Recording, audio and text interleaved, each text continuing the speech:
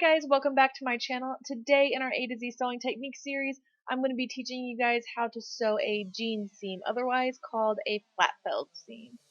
The first thing we're going to do is stitch our seam, and I'm using a 3/4 of an inch seam allowance just because that's how wide I need to sew mine to get the width that I want. Whatever you decide your seam allowance to be, go ahead and sew up that seam, but you're going to want to do it with the wrong sides facing each other, so that way the seam is on the outside of the garment. Once you've sewn your first line of stitching, go ahead and press that seam open, and with a flat felled seam, your stitching is not going to be directly in the center of your seam. It's going to be on one side or the other.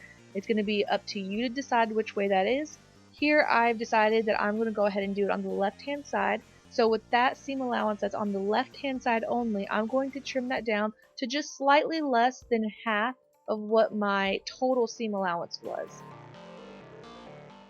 Once you've trimmed down one side of your seam allowance, you're going to take the wider part of your seam allowance that you did not cut, and you're going to wrap that around the cut edge. Once you have your fabric looking the way that you want it to, give it a really good press. The flatter that you make it, the easier it is going to be to sew, especially if you're working with a thick fabric like I am. Now you can edge stitch right along that fold line, and if you're doing the same measurement of seam allowance that I did, then it's going to be approximately 3/8 of an inch from that first stitch line that we did. Here's a tool that I like to use whenever I'm sewing bulky fabric like denim. You can see here it has two different thicknesses, which helps you depending on how many layers of fabric that you're working with, and it also has this angled edge at the very end, and that also is very helpful whenever you are trying to get over all these uneven layers of fabric.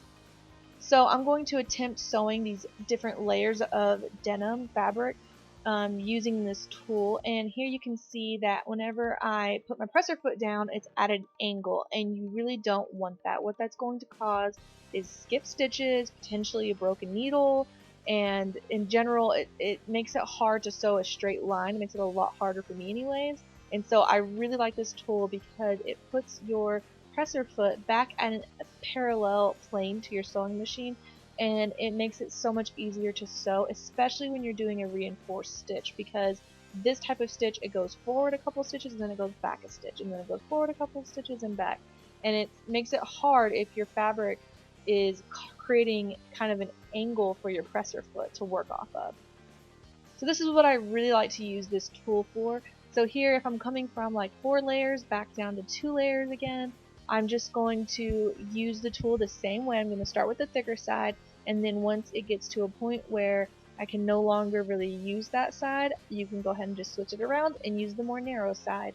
And it's just really, really helpful, and it just makes the sewing look so much better.